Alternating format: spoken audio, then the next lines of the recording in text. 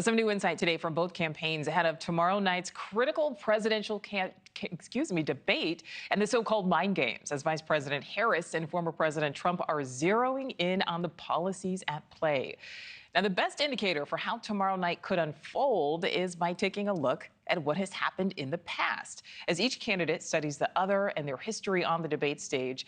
NewsNation's Robert Sherman will have more on that in just a moment, but we begin with correspondent Kelly Meyer, who has some brand new reporting on the issues each candidate could focus in on in tomorrow night's showdown. So, Kelly, can we expect both candidates to possibly give more details on their platforms?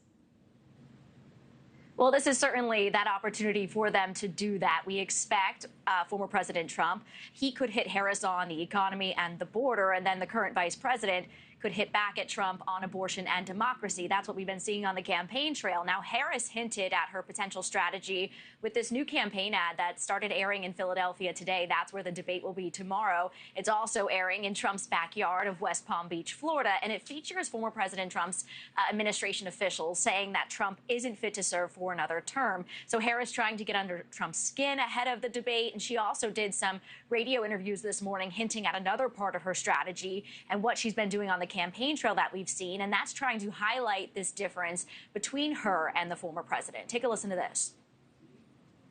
You look at what Donald Trump has done in the past, what his plan, his Project 2025. I encourage people to go to Google and look it up, what it would do to take us backward versus moving us forward, and moving us forward to turn the page on the divisiveness and the hate, and move toward building our country back up, including doing the work that I just described around small businesses and affordable home ownership and things like that.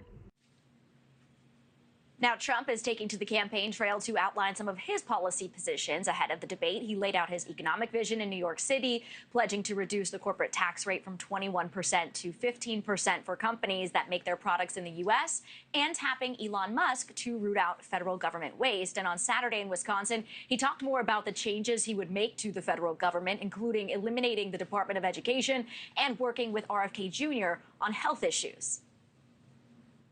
Working with Robert F. Kennedy Jr., you know Bobby, RFK Jr.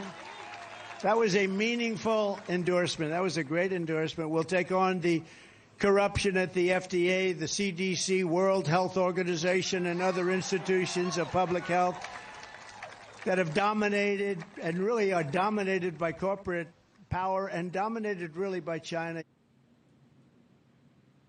Now, this is the first time we'll see those two face to face, so we'll see if they're able to bring some of these policy positions to that main stage. Nichole. All right, so Kelly, let's focus back in on Kamala Harris. We've heard her outline some of her ideas on the campaign trail, but now for the first time, she has an official policy section on her website.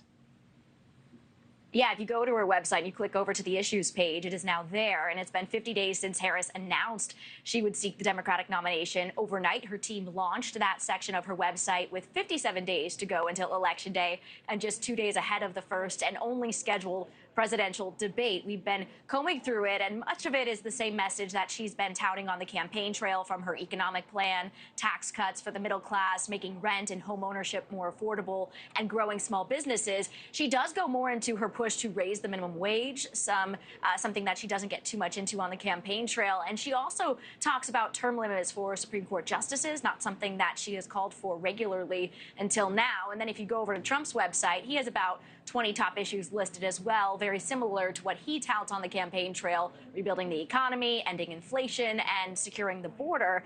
And while Harris's site tries to highlight Trump's Project 2025 agenda, Trump himself has tried to distance him from that. It's a blueprint for his second term as outlined by this conservative DC-based think tank.